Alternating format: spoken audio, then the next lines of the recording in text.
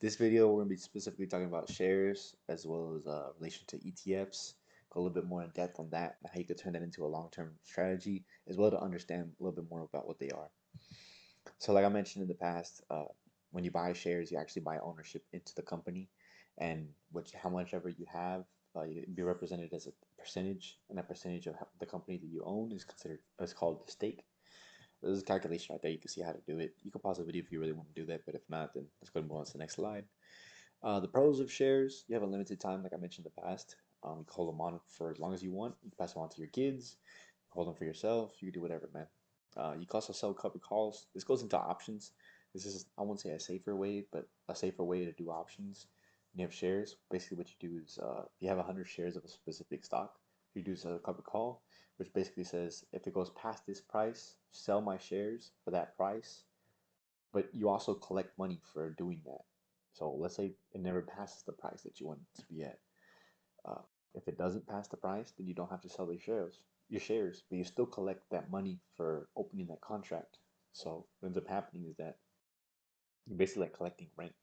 And if you set it up right the way it's supposed to be done, even if you do have to sell your shares, at the end of the day, you're selling them for a profit.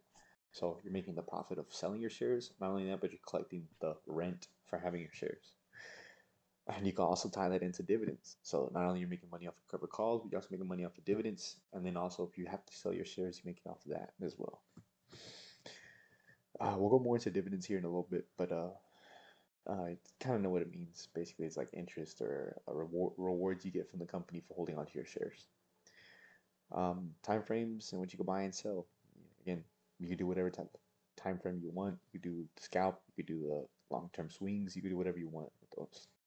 The bad things about them is that they're capital intensive. So to make serious money off of shares, it needs to go up like a lot in order for you to make significant amount of money. And if not, then you need to have a lot of money in the stock market, make money off of these shares as well. If they move off a small percentage move, they're 1-to-1 ratio. So again, like if the stock goes up $1, you say you pay $150 for an Apple share. Well, if it goes up $1, you only make $1. So it costs you $150 in order to make $1. It's not really worth it, but that's why I'm saying it's more better for like a swing or even like a long-term hold, because over time it'll appreciate. And you're also basically limited playing up to you're basically limited playing the upside. So you can't really buy shares that go up in price if stocks go down. There are some exceptions which we'll go to in here in a little bit, but for the most part you can't do that. ETFs, they're basically exchange traded funds. So rather than buying like one stock, like a share of a certain stock, you could buy a share of a basket of collection of stocks, which ETFs are. They track multiple stocks, they have different makeup, and they usually outperform traders over time. So people who actually, again, like we talked about the statistic that most people lose money, well, if you buy these and hold these usually appreciate over time. So you'll be good. The main four, which are on the left side of the screen, is the SPY. Well, for y'all, it's gonna be this side, I think. Yeah, this side.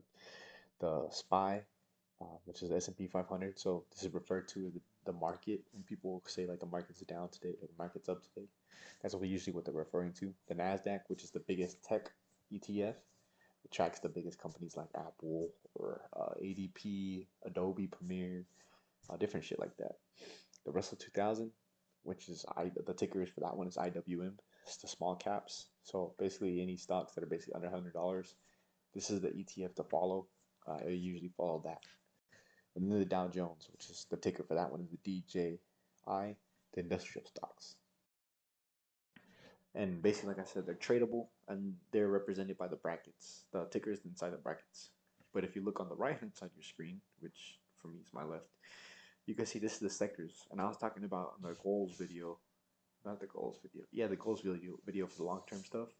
These are the different sectors I was talking about. So if you were to buy like the 5 top performing stocks over a 3-month period evenly, and then each month you sell that whatever you have, in order to balance once again for the top 5 performing stocks of all these sectors for the past 3 months, you buy into them evenly and keep doing that. It's called the sector rotation trading. I forgot what it's called, but basically that outperforms the market, which is the S&P, which is the SPY, which usually has the best gains out of all the ETFs, or most consistent gains. There's other ETFs that you could buy, like the Airline ETF, which is jets. So if let's say COVID was to happen again, there's not as much people traveling, so a lot of the stocks are going bankrupt, and you don't know which airline's going to survive. What you could do is you could buy jets, the ETF, because it's all of the airlines mixed into one.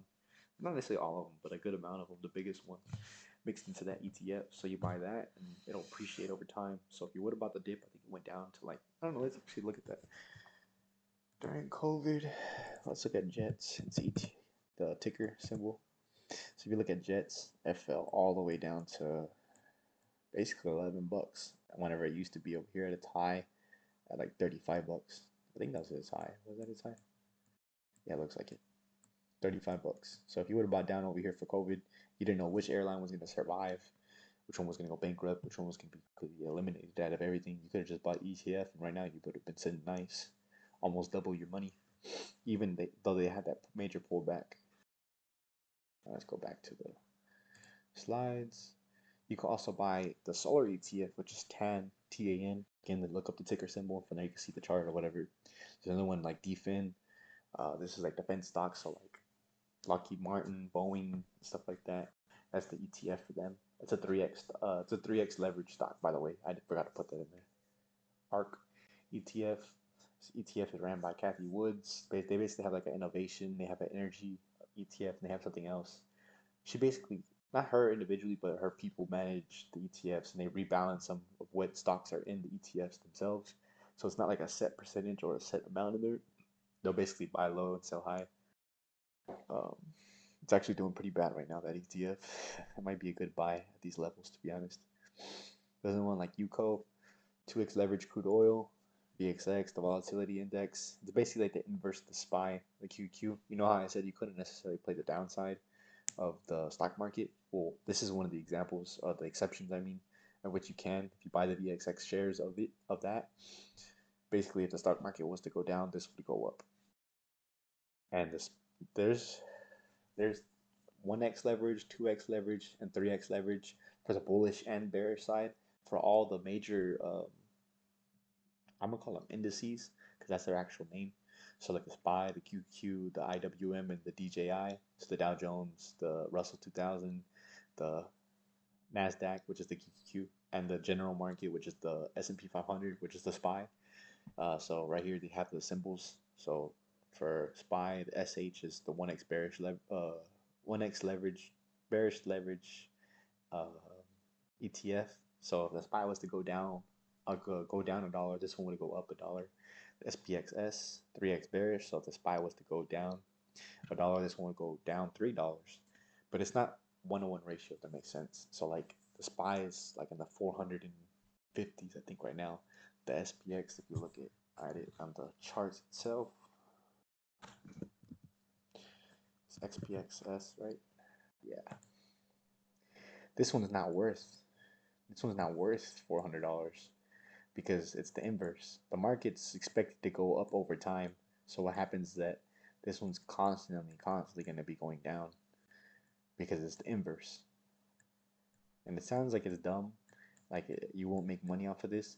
But if you would have bought from the right before COVID happened, it was $113, and you sold at the very bottom of COVID, $280.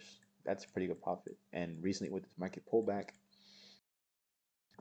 if you would have bought at the top, you would have had, what is that, like a 30% gain whenever the normal SPY had, sorry, let me turn off all these drawings. Move drawings, there you go. If you would see how much it dropped since the top, it only dropped 8%. So you would have literally like 3x your money, a little bit over 3x actually. So oops, now we're not going to dividends yet. So now you see what I mean. It's not a 1-to-1 ratio. Like if it's 400, the other one's 400 as well. It's just going down. It's percentage wise how much it drops and how much it goes up. Again, SPXL is the bullish. So if it's to go up $1, these would go up $1 as well. And again, they're not 1-to-1, so it won't be $450 and go up by $3. It's different. Like I said, there's some for the IWM, DJI. I don't recommend these ETFs for those just because there's such low liquidity. Not because people can't trade them, but because a lot of people don't know these exist. So they're gonna have a bigger spread, which again we'll talk about later. But basically, it's like between the bid and the ask. So like if you've been on StockX or with the GOAT or what are those sneaker apps, you'll see that like there's like the highest bid on the lowest ask. That's the spread. And again, you could DCA into these markets, like these different ETFs, whether you want to go on these or you want to go on these. And you could DCA over time with dollar cost averaging, which is basically you buy a little bit each time or catch big pullbacks like how we're going to have here in the future or stocks that we have had recently. And just do that over time. And eventually you could build like a portfolio. So each week you dedicate a certain percentage of whatever your check there is or whatever. You could do that. That's a way to have a long-term strategy in all this shit. And then another thing that so we talked about shares. So what is there else is there to look forward to in this first series? Like I said, full disclosure, someone else manages my Roth, but hopefully I'll be able to take charge of my own eventually whenever I start getting good enough at trading shares by myself.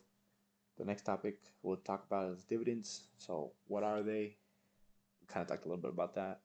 What to look for in them, like to find out which ones are worth it, and possible companies or tickers that you actually buy that offer decent dividends. But that's it for today, guys. So appreciate you for that. Hopefully we'll be able to get this other dividends video knocked out of the way tonight. And yeah, hopefully we'll be able to post them for the following weekend. So without further ado, I'll catch y'all later.